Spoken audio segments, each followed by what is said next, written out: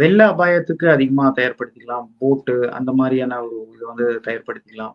அது மாரி பொதுமக்கள் வந்து எல்லா வருஷமும் இப்போ லாஸ்ட் 3 இயர்ஸா வந்து ஒரு புயலோ ஏதோ வரும்போது சடனா போய் எல்லாத்தையும் வந்து ஸ்டாக் பண்றாங்க. பட் அந்த மாரி இல்லாம நமக்கு அந்த என்ன எச்சரிக்கை குடுத்துருக்காங்களோ, அது 1 நாளைக்கா, 2 நாளைக்கா, 3 நாளைக்கா, ஸோ அதை பொறுத்து வந்து மக்கள் வந்து தயாரானா போதும்.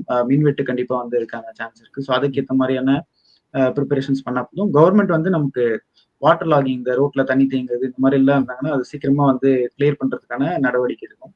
காற்று பாதிப்பு வந்து பெருசா வந்து இந்த வருஷம் நம்ம எதிர்பார்க்க முடியாது. புயல்னால வந்து ஏற்படக்கூடிய இந்த காற்று பாதிப்பு வந்து இந்த வருஷம் ரொம்ப பெருசா இருக்காது. மழை பாதிப்பு, மழை பேஸ்டு பாதிப்புக்கு என்னென்ன மாரி தயாராகுமோ, அந்த மாரியான முன்னெச்சரிக்கைகளை வந்து அவங்க எடுத்தா போதும்.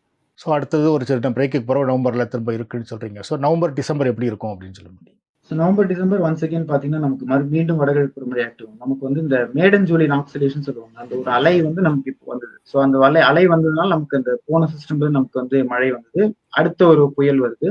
ஸோ இந்த அலை வந்து நமக்கு தொலைவில போகும். திரும்பி வந்து நமக்கு நவம்பர் 2வது வாரம் இந்த எம்ஜிஓ மேடன் ஜூலியன் ஆக்சிலேஷன் நம்ம இந்திய பெருங்கடல்ல அது வரும்.